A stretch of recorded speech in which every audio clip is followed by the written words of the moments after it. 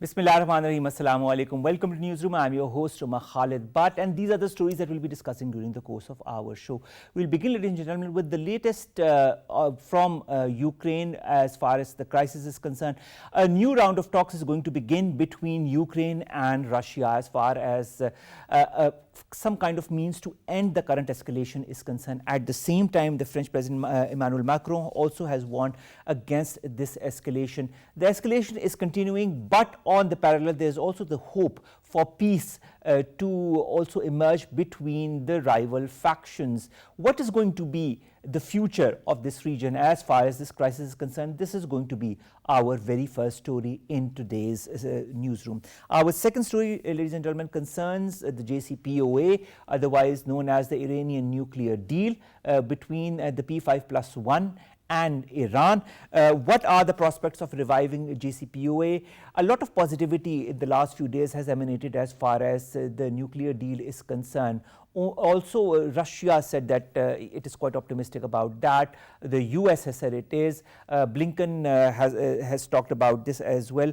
Although he is unsure about the inevitability about the JCPOA, there are certain key obstacles that certain countries have as far as the future of the JCPOA is concerned, and especially Israel, that has a huge amount of question marks around the future of the JCPOA, which it says is going to be a weaker part of the past JCPOA. This is going to be our second story. Then, ladies and gentlemen, we'll be talking about the Rohingya genocide that has happened. That is a phenomenon that a lot of human rights organizations accepted, but now the US has also accepted that the genocide is in fact what happened in Rohingya against the hundreds of thousands of Muslims that were forced to flee Myanmar.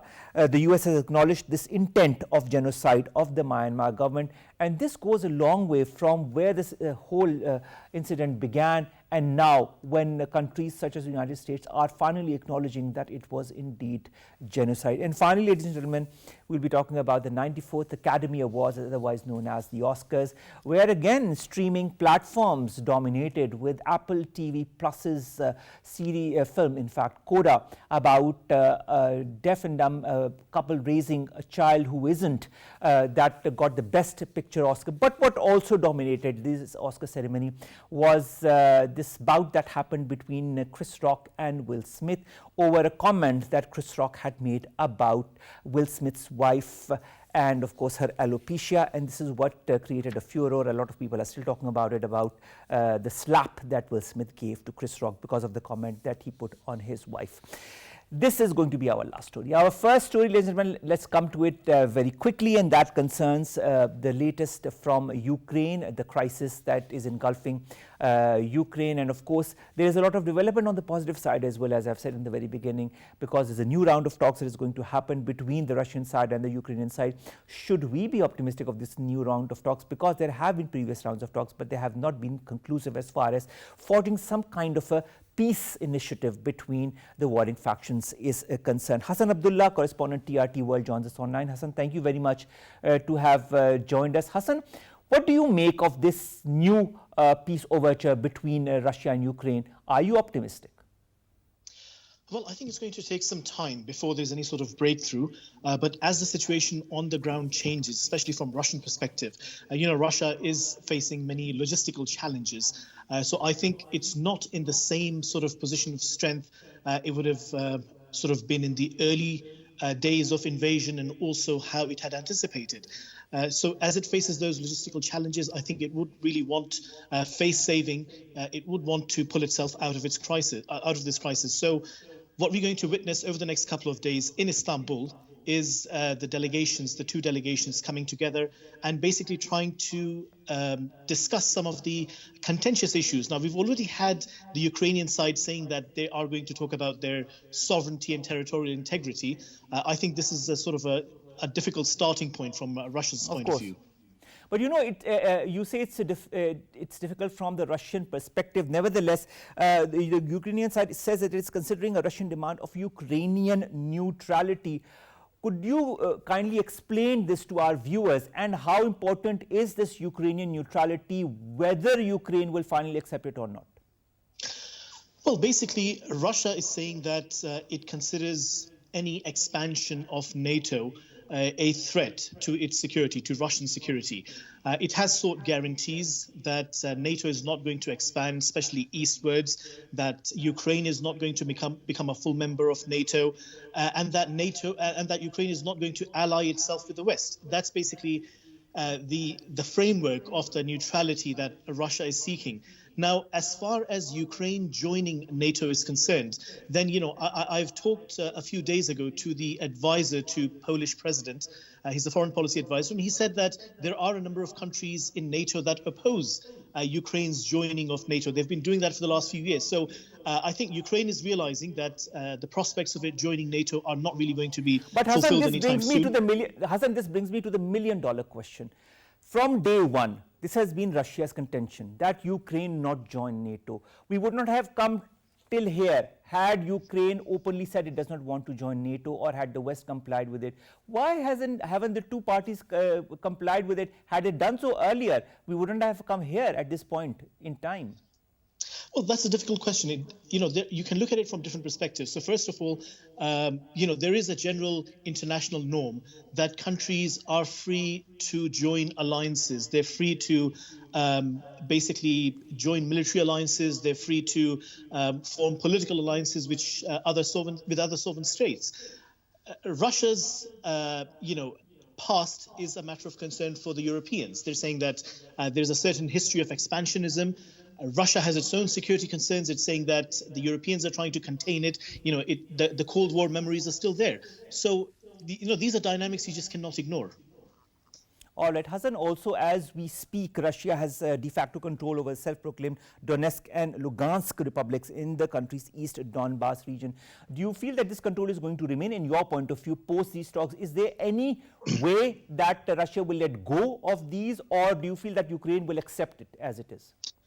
Well, when Ukrainians talk about their territorial integrity, they're actually including Crimea and the Donbass region. So that's their starting point, initial starting point. I think the Ukrainians and NATO in general are going to be closely monitoring how Russia proceeds in the coming weeks. Russia is facing logistical challenges. It's not willing to let go of, the captured areas, the areas that it has recognized as sovereign states. Already there are some calls from parts of the Donbass region saying that they're going to call a referendum and join with Russia. But it's going to be a challenge for Russians as well to hold that, especially when it's facing huge economic challenges. All right. When, as you yourself said, NATO members say Ukrainian membership is a distant option, at least also Ukrainian membership for the EU for the moment is not a reality that we are going to see in the coming days or months. Where does that leave the initial Ukrainian options that it had wanted to have or had desired to have from the West? Well, I think if you look at the statements of Ukrainian President Volodymyr Zelensky, it seems that many Ukrainian hopes have been sort of shattered. Ukrainians had perhaps anticipated or expected that the Europeans are going to look at the security dynamics, the changing security dynamics, look at what they view as Russian expansionism, and they're going to fast-track Ukraine's joining of NATO membership, certainly, NATO. Also for the EU membership that is later. what they thought, that they will be very quickly becoming members of the EU. But, in a previous conversation that I had with the EU ambassador to Pakistan, she said it's a process, it doesn't happen overnight, and it cannot happen overnight, even if a country demands so. Yeah, EU membership can take a long time. In some cases, it can take decades. As far as NATO membership is concerned, this is where Ukrainians were particularly hopeful that the process is going to be fast-tracked. But it seems that's not happening at the moment. And this is why some of the statements from the Ukrainians now suggest that, they don't want to rely on NATO. Also, for example, I was at the NATO summit. I talked to some of the officials from various NATO countries, and they were saying that what the Ukrainians want is they want to pit NATO against the Russians, and they want to benefit from that. At the same time, Ukrainians have another perspective. They're saying that they just want an air defense system. They want NATO to create a no-fly zone and so forth and so on. But then the Europeans also want to use Ukraine to contain Russia. So, you have to look at all these dynamics. You know, you talk of dynamics. There are so many different dynamics to this whole crisis that if you start writing, jotting it down, you can create novels out of it, whether it be political, whether it be economic, whether it be geostrategic. There are so many different parallels going on at the same time as far as this crisis is concerned. What do you feel is going to be the first aspect that is going to be handled by both countries, or do you feel this crisis is something that can be handled in the weeks to come? Well, I think the main concern for Russians at this point in time would be to come out of the the tactical blunders they've made, the logistical challenges they're facing. They've got their troops basically stuck in various parts of Ukraine. They want to pull them out. There is this resentment growing at home in Russia. I think Putin is probably going to be taking that into account. As far as the Ukrainians are concerned, they're going to be concerned about their citizens who are basically stuck in some areas. You know, they have been surrounded by the Russians, and it's difficult to get humanitarian assistance there. So Turkey is acting as the mediator here, and it's saying that the focus should be on creating a humanitarian corridor and reaching a ceasefire. That's what they're trying, that's the sort of ground they can So it's basically a step-by-step resolution of this crisis that both the parties are looking forward to. How important is the role of Turkey in all of this? Well, Turkey has very strong relations with both countries. You know, there's a lot of economic interdependence that exists between Turkey and Russia, Turkey and Ukraine. And Russia realizes that Turkey has stood its ground, when it faced a huge Western pressure over the purchase of S-400 missile defense system from Russia. Turkey's been ejected from the F-35 program, but still it, has made clear that it's not going to give up on the S-400. So that's where this element of confidence comes in between Ankara and Moscow. Moscow feels that Ankara realizes the security concerns of Moscow as well. Turkey has openly said that it opposes Russian actions in Ukraine. It has been condemning the annexation of Crimea. So that's of course, what gets the Ukrainian confidence with the Turks. So it's, Turkey is in a strong position. Remember, it was Turkey that managed to bring the foreign ministers of Russia and Ukraine together in Antalya. So, they're now hoping to get the presidents of Ukraine and Russia together. And we heard from Ibrahim Kalin, the presidential advisor in Turkey. He said that it's going to be this leadership talk that's hopefully going to resolve the situation. How optimistic is Turkey? How optimistic should the world be of this round of talks? I mean, people can be optimistic, but they need to be realistic. This could take time. As the situation changes, as far as the battle space is concerned, that's when the countries are going to be reviewing their options, especially the conflicting parties, and they're going to be compromising on that, perhaps looking for face saving. It's a very rapidly changing scenario. When you talk of rapidly changing scenario, Hassan, another changing scenario is the humanitarian catastrophe. Of course, the people, mostly it is the people that are always affected in conflicts, and that is what our Prime Minister Imran Khan also, as well as the Chinese leadership, has been emphasizing on both the countries as well as Turkey, that they should opt for peace and negotiations, because that is the only way forward. Because war will never lead to solutions in the long term. It is only going to be in negotiations. When you look at the humanitarian aspect of it all, do you feel that both countries are also willing to help the people of their respective countries in alleviating the miseries that they are currently confronted with? Well, the Russians have different challenges. The Russians have economic challenges at home. I don't think the Russians, knowing the Russian foreign policy, and if you look at the history of the Russian Federation and before that, the Soviet Union, I'm not sure if they're going to be very concerned about the humanitarian side of things. I think, they are looking at it from a realpolitik perspective. They have their pragmatic interests that they want to achieve, and they want to be on the negotiating table from a position of strength. I'm not sure if the Russians made a huge blunder as far as the logistics is concerned, because initially they were saying that no, everything is going as per plan, but it's quite clear that when you have Russian tanks that are stranded just miles away from Kiev, that clearly there is a logistical problem they're facing. All right. Speaking of logistical problem, and you talked of weaponry, let's talk of the weaponization of the region as well that has come as a result of this crisis. Do you feel this is going to lead to more issues as far as the regional dynamics are concerned? Because a lot of countries are weaponizing Ukraine and the countries on the sides. Yeah, certainly, you're right. I mean, there are going to be long-term effects. Number one, I think few people in Ukraine would deny that the Western Europeans in particular are basically using this conflict. They're using Ukraine as a proxy to contain Russia and to push back Russia and to weaken it.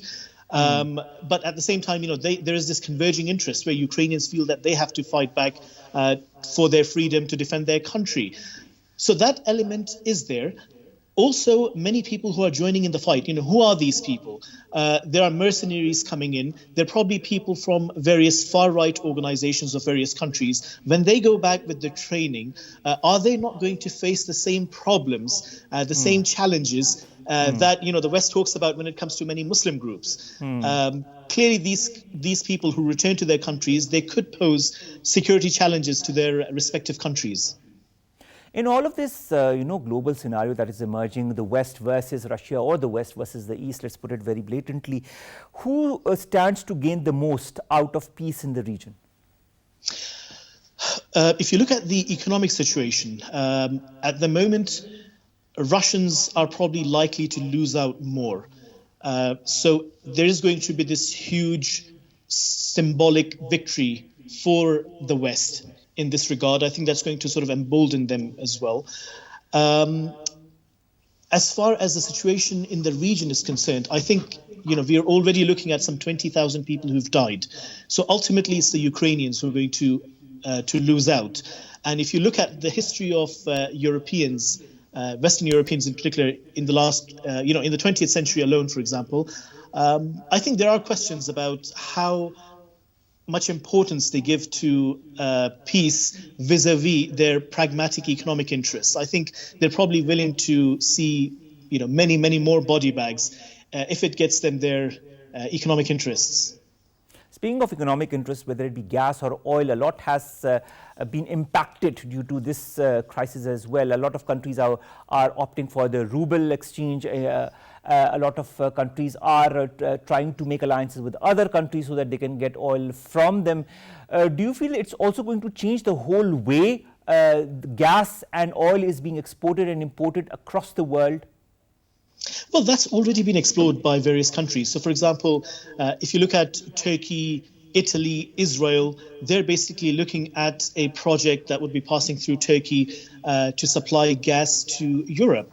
If you look at a country like Germany, that has been heavily reliant on Russian gas. And this is why perhaps Germans... In the beginning, the statements weren't that forthcoming from the German side, were they? That's right, because Germans were relying on Russian gas, and there was the pressure that led them to perhaps alter some of their positions. But it's quite clear that countries are looking at diversifying their energy options. They don't want reliance on this. Even if you look at the Russian statements, the Russians have been saying that one of the lessons they've learned so far is basically not to place all their eggs in one basket, metaphorically putting it. So I think countries are learning lessons from this conflict. Another lesson that I'd like your perspective on is the political and the politics of it all. Although this is at the forefront, the way the tensions have escalated between the East and the West, namely the West and Russia, EU and Russia, United States and Russia. Do you feel post this crisis, even when and if it gets over, that these tensions are going to remain and there are going to be other leeways that will lead to further tensions between the region? Or do you feel that might lead to some kind of a thaw, some kind of an acceptance of each other one way or the other? What do you feel? At the end of the First World War, idealism that emerged, it was very hopeful, especially after the formation of the League of Nations, that the world will be able to work together, create interdependence, prevent, more conflict. And then came the Second World War. Then came a realist view. Even though we talk about a dominant liberal international economic order, what we see is that whenever there is any conflict, we do tend to switch to the realist mode of international relations. I think if you look at a bigger picture, what we are probably seeing is liberalism or the liberal order heading towards a collapse. I think the world is, especially those who want to go beyond the dominant narratives, they're probably going to be giving it some serious thought and thinking, about alternative orders. What are the options that are there? Because clearly, over the last century, humans have not really been able to prevent this bloodshed, and it's continuing, and I think it will continue. All right, but looking at the whole scenario of how the whole region and world politics and geostrategic affairs have been affected by this crisis, do you feel it is also going to lead to a more multipolar world? It's already a multipolar world, I understand, but do you feel that multipolarity is the option for the bigger powers and the countries that be in the future to prevent escalation of complications from crises such as these? We talk about multipolarity, but I think America still remains a hegemon. I mean, especially if you look at the importance of naval power, and if you were to compare America's naval capabilities with other countries, even with China, I don't think we've even reached true bipolarity yet. What we're probably going to see is European Union probably trying to reduce its reliance on American security arrangements.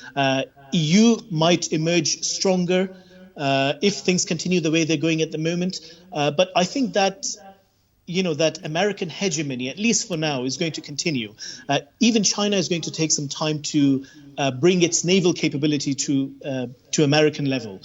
And naval dominance is really important in this game.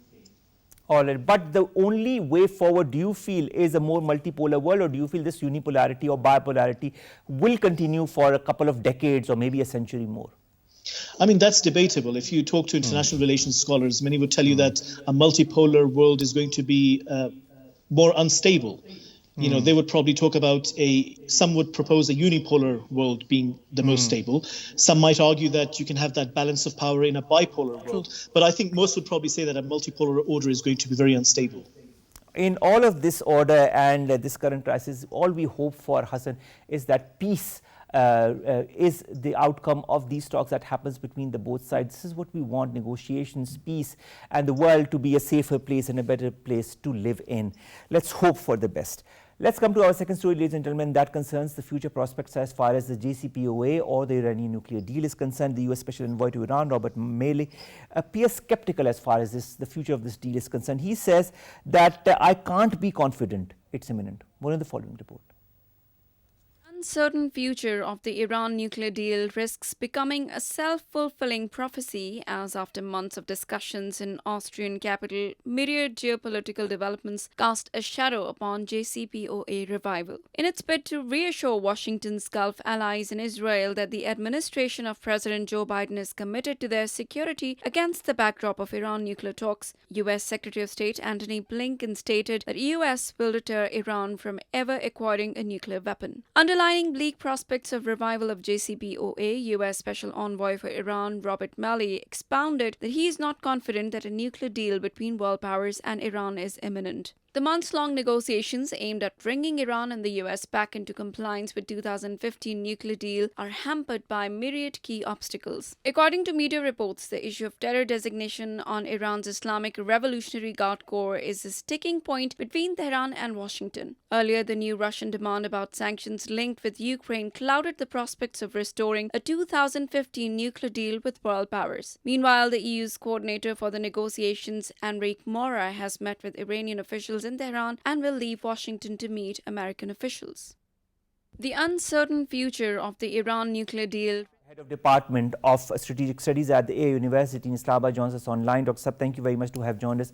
Dr. Saab, we were hearing a lot of positivity in the last few days about the future of the JCPOA, especially from the Iranian side and from other sides as well. What happened that kind of changed the whole context of it all? I think the fatigue factor is setting in from all sides because the international focus has shifted towards Ukraine-Russian crisis. And the teams that were negotiating from all sides for the last 1 year, and it's kind of a stalemate for now, but it's not something kind of we can say or term as a hopelessness. There's still a hope, but all the sides are trying to negotiate their best as much as possible. Is Israel involved to not let the JCPOA go through? Israel has always been skeptical about JCPOA, and this new deal, if it materializes, Israel has already indicated that it's much weaker than the JCPOA. And the interesting statement came from the Israeli side was that this, whatever the deal outcome would be, it would not be binding for Israel. So Israel is keeping its options open for the future also because it doesn't want to endorse this deal for political reasons and also for its own security reasons. Now, you talk of security reasons. On the one hand, this Iranian nuclear deal is going on. That, as per Israeli perspective, it says it's going to weaken Iran's power, Iran's perspective of it all as far as its nuclear ambitions are concerned. On the other hand, we have the US that was quite optimistic in the past, but of course, after these talks with Israel, again, it has kind of changed its tone, and what Robert Malley says that he cannot be confident it's imminent. So if the US can't be confident it's imminent, then how can the future of JCPOA be considered a future if the key players in it, including the United States, are not really optimistic about it? I think these are some diplomatic statements, and these are being used to put pressure from all the sides. Iranian Supreme Leader has also made a statement that they want to keep their options open for the future. And likewise, the Americans, they don't want to give this comfort to the Iranians that they have agreed to, the US has agreed to all their preconditions. So these are bargaining tactics. In the end, US desperately wants to negotiate and culminate this deal. But there are some spanners which we saw recently from the Russian side also, and then Iran also taking some hardline position on the IRGC Revolutionary Guard issue. I think all sides are bargaining, but again, how much is the patience for all the parties? How much the European Union or the other parties they can take this on? It is a matter of interest to see. The last round of talks is going on since quite some time, sir. And in this whole context also, the fact that the crisis in Ukraine has put Iran at a very important place as far as oil exports are concerned to the countries that have been impacted by the crisis in Ukraine. Do you feel that is going to have some kind of a change of mind as far as the way this deal needs to go through or implemented? Yes, it definitely has an impact. Iranians, they also understand the US desperation, and they are now trying to extract more concessions from the United States with a hope that they can get away with it also. And US is also desperate because they want to reach to some kind of an understanding so that they can get this access to oil, the Iranian oil, the international market can get access to, and the prices could stabilize. So I think Iranians have some leverage, and they are exploiting that leverage to get the best deal. Now, sir, also Iran is signatory to the NPT, and at the same time, why, despite that, are countries skeptical about Iran's nuclear ambitions? That's the fundamental, I would say, disagreement, because Iran says it is complying with the NPT's all the provisions, including Article 4, which allows member countries to gives the right to have peaceful uses of nuclear technology. What the rest of the countries, especially United States and some of the Western countries, those who are skeptical about Iran's nuclear program, they say that Iran was not in compliance with the NPT. So that was the fundamental disagreement between the rest of the countries and Iran. Both sides have different perspectives. That's where it's quite difficult to make out how much Iran has violated, if it has violated, but because some of the facilities that were not declared, those facilities were supposed to be declared by Iran under the NPT as a signatory to the NPT, having full scope safeguards. How optimistic do you feel is going to be the future of the JCPOA? Do you feel there's going to be a further delay of a couple of weeks till such time that both the parties concerned, in this case, to be very blunt, the United States of America and Iran, come to some kind of middle ground in which their agreements could be agreed upon by the respective party? Or do you feel this is maybe a no-goner now that the US is also putting up question marks and Israel is putting more and more pressure? It has been putting pressure before, but also now we are hearing more and more openly statements coming from the US about Israel's objections to it.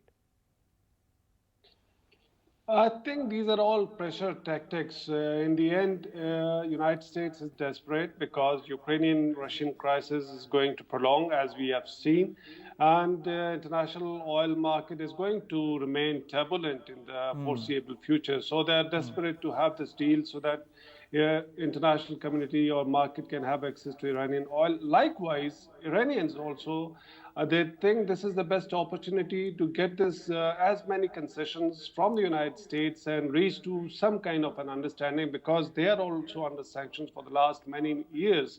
Their economy is under pressure.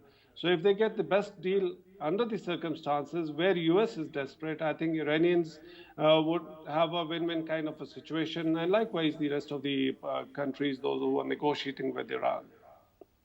Now, sir, you talk of pressure tactics. We know that the European Union's coordinator for these negotiations, Enrique Mora, has met with the Iranian officials and now is moving towards Washington to meet the American side to apprise them of what has gone during the process of meetings with the Iranian side. The EU has always been adamant as far as signing of the JCPOA or putting the JCPOA forward and putting it in letter and spirit is concerned. Do you feel the EU could have some kind of a role in maybe apprising the US or making it understand the importance of the JCPOA so that it could go forward? US itself knows very well the importance of JCPOA, but one of the sticking point was Iran and United States were not negotiating directly. So European Union or the P5 other members of the P5 countries and plus European Union and Germany, they were working as intermediaries between the two countries to bring them to some kind of consensus or a logical conclusion. Lately, last week, what we saw, we heard the statements from the other members of the negotiating team that now it's up to United States and Iran because whatever we could do, we have done. So I think they are taking hands off that whatever you want to negotiate in the end, do it bilaterally. And that's where the EU rep is playing a mediatory role between Iran and United States. Do you feel that could happen, the bilateral talks, sitting face to face between the US and Iranian sides?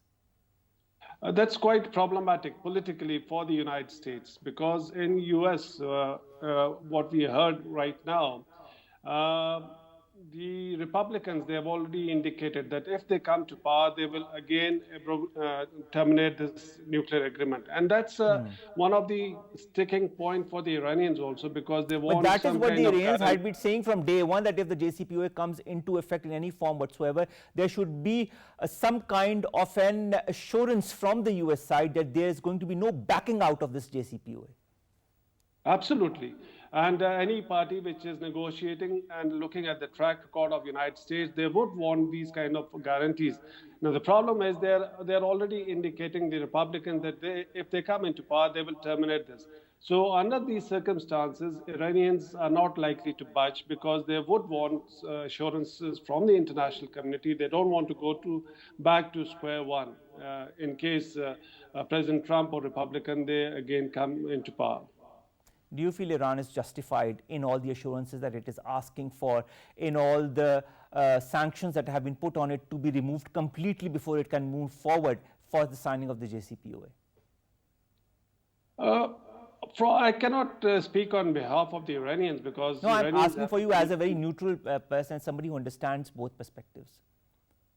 Yes, from their perspective, from their national interests, I think they are making their point clear. But there are some gray areas also where the concerns of the international community are also justified because they also want certain assurances that if this deal happens, how can we guarantee that Iran in future will not pursue nuclear weapons program, especially if you see the statement coming from their leader, President Ali Khamenei, that we want to keep the options open for future civilian future nuclear program.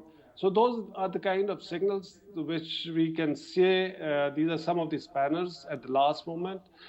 They can spoil this deal. They have the potential to spoil this.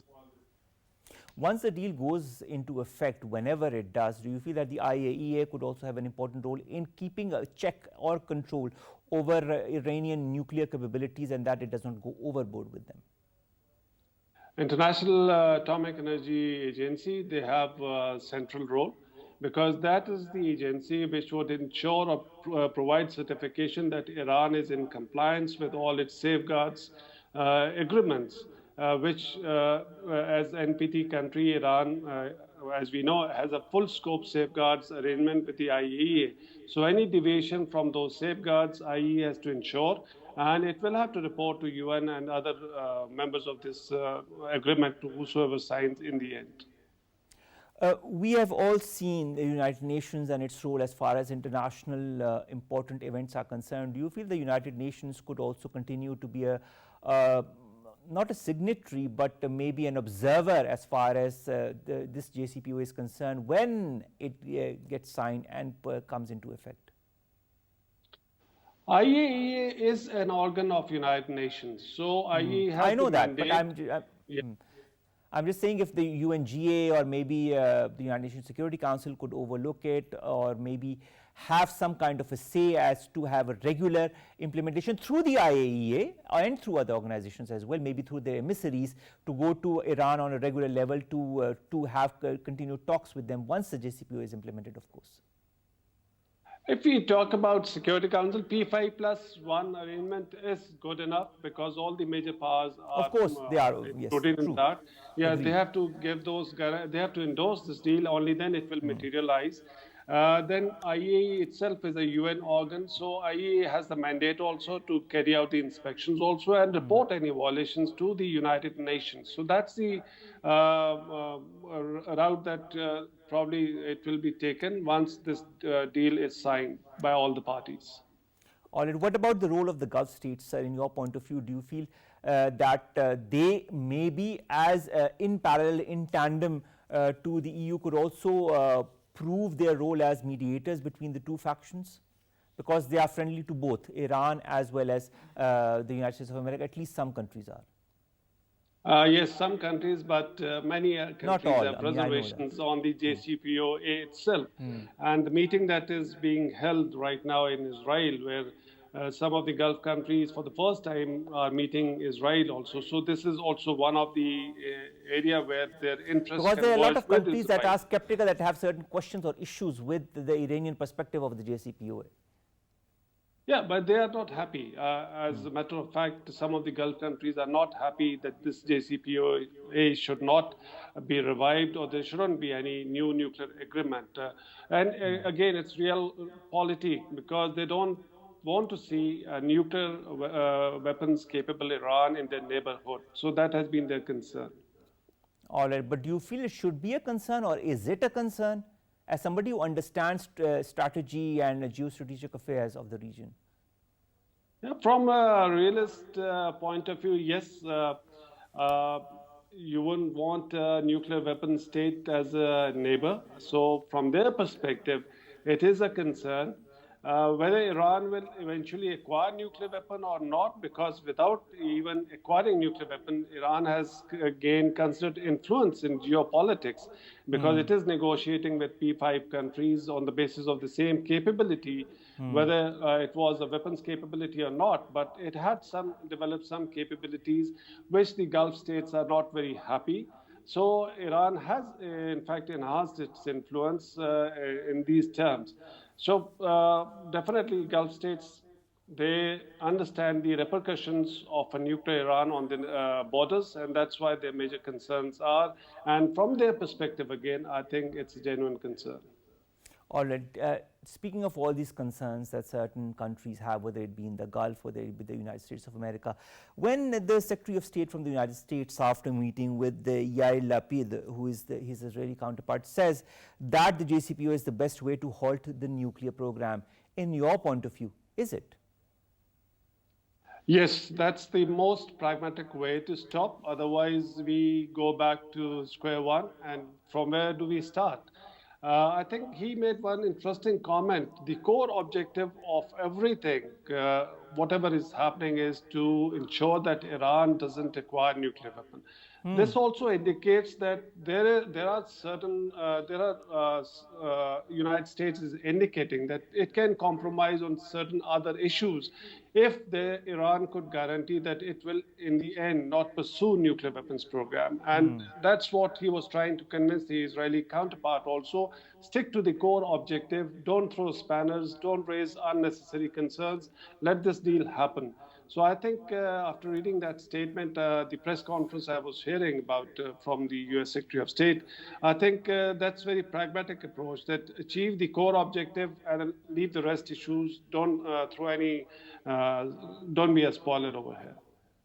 Well, in all this pragmatism, let's hope that there are no more spanners in the work, and there are no more obstacles to this JCPOA, and that some kind of deal is signed between the two parties. That is for the betterment of Iran, because it gets to open up economic avenues with countries that had put sanctions on it. It opens up another avenue for the West as well to work with Iran, especially in the field of importing oil in the current crisis. It also paves the way for peaceful, or maybe a more peaceful region with Iran developing economically. Maybe we could see a more booming region as well in the future. Thank you very much, Dr. Adil Sultan Saab, Head of Department of Strategic Studies at the IAEA University, to have joined us, to have talked to us about the future of the JCPOA amidst all the speculation, the skepticism that is emanating from the US side and also from some Gulf countries. Of course, the meeting is going on in Dubai as we speak, and the US has also at least publicly shown some kind of skepticism about the future of it all. Nevertheless, if there is a delay, whether there is a delay, there should be some kind of an outcome of it for the positive, in a positive sense. That is the signing of the JCPOA. It means a whole lot for Iran, it means a whole lot for the world as well. Let's come to our last two stories. Ladies and gentlemen, the first of all concerns Rohingya, and of course a statement has come finally from the United States of America that says that violence against Rohingya is genocide. The government has finally recognized the intent that was of genocide of the Myanmar government when it inflicted what it did on the Rohingya Muslims who were forced to flee their homeland in the hundreds of thousands.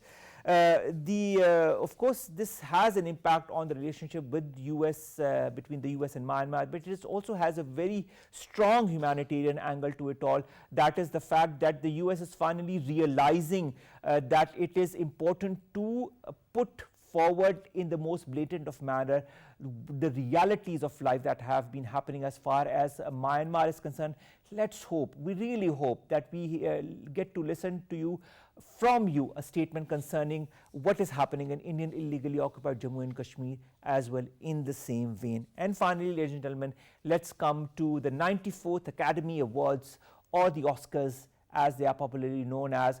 A lot of awards went to the right people, including for CODA. That was a film that was made for Apple TV Plus, a subscription service under the Apple TV format. Whether it gained a lot of accolades and awards, it also came as a surprise, because slowly and steadily the streaming platforms are gaining more impact. And when you see the Academy giving away awards for Best Film or Best Supporting Actor to a film that was intended for a streaming platform, it shows also the way the entertainment industry is moving forward. But amidst all of this positivity, there were some skirmishes that happened as well, especially when it comes to the blow between Will Smith and Chris Rock that happened. In fact, it happened when Chris Rock said a statement about Jada Pinkett Smith, who is the wife of Will Smith, and it was in fact because of the alopecia that she has. And alopecia, of course, means the thinning of hair or the balding, and as you know that she does not have a mane of hair on her. And he made a comment concerning a film G.I. Jane, in which Demi Moore had shaved her hair, and he said, when am I going to watch G.I. Jane 2 with Jada Pinkett Smith? Maybe the intent wasn't wrong, but of course it needs not to be said on a huge platform such as this. And of course we saw the reaction that emanated from Will Smith. Of course, he gave a slap, he went on stage and gave a slap to it. He nevertheless did get the Oscar for Best Actor for King Richard, in which he plays the father of the Williams sister, Serena Williams, and her sister. And but nevertheless, the Academy does not let such things go unwarranted. So we might see a reaction from the Academy as well. We saw it on the Twitter handle of the Academy as well, where they did say that they do not promote and they condone, of course, such incidents of violence as was seen in today's ceremony. Let's see if things go for the better, or if they might not for Will Smith. With that, we come to an end of today's Newsroom. We'll see you inshallah tomorrow with news segment stories that pertain to US and Pakistan. Stay tuned, stay safe, follow the SOPs. Allah Hafiz.